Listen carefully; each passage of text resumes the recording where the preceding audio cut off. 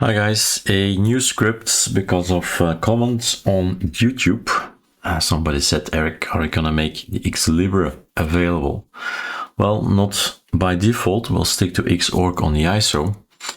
And then I responded, let's make a script for it. And here's the result, right? So it took us a few hours, right? 2-3 hours to figure out finally, with Claude, of course, how everything should work safely. But even then, there is no guarantee this will work on your system, because we are, after all, working with drivers, and drivers is always tricky, has never been easy on Linux, unless maybe you stick to Intel AMD. But if you are venturing your way in the video world, it gets kind of complicated.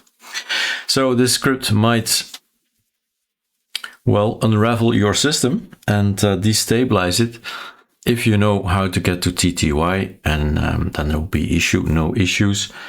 But yes, right? So be warned. First of all, update your system. I've done that. The package is kiro-system-files. That's the package, but the script is hidden away. We're not going to put it in ATT. It can be dangerous, right? It can be, let's not call it dangerous. Let's call it tricky. It's drivers. What we've called it is kiro-xlibre-swap. Okay, so it's a user share local bin. Doesn't matter where it is. That's the application. Anything Kiro is something you can have a look at. Tab, and it's the last one because of the X, right? If we run this, we warn you, right? First of all, I am already recording on Xlibre.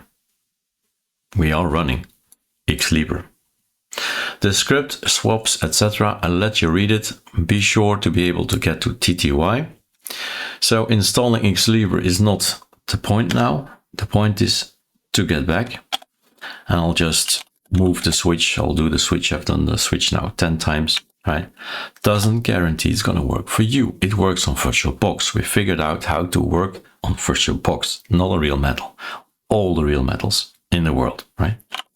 So once that's done, you reboot. Xlibre is out of the picture again, and we're back to Xorg. That's what we've done now, and later on we'll just swap back. And that's the idea, a script that swaps A to B, B to A. And if you want to give it a go and test it with all kinds of applications that you run, right? Then you can see if it's any better, worse, the same, and you decide what you keep. Ctrl-Alt-T, let's wait for the wallpaper, voila. So this, again, tells you immediately what we're on. Xorg, check, running stock Xorg, fine. So let's go back to Xlibre. Can also do 3. 3 is just check the status, but it's up here already. And that means we need to go to number 1. There's also a manual that I've written. Well, he has written it, right? You know, voila. So you can read this. There's a rollback function as well, and a help function, like a proper, really a proper script. And all of our scripts are like that, with a manual and with a help. So you can read a little bit more if you're stuck.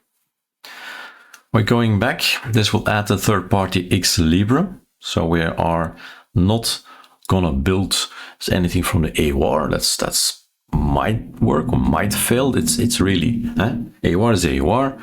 This is from the guys themselves. So the repository from Xlibre. If they get it wrong, right, you'll have to wait for an update. So yes, and reboot. There were all kind of errors with the AWAR. So we went this way.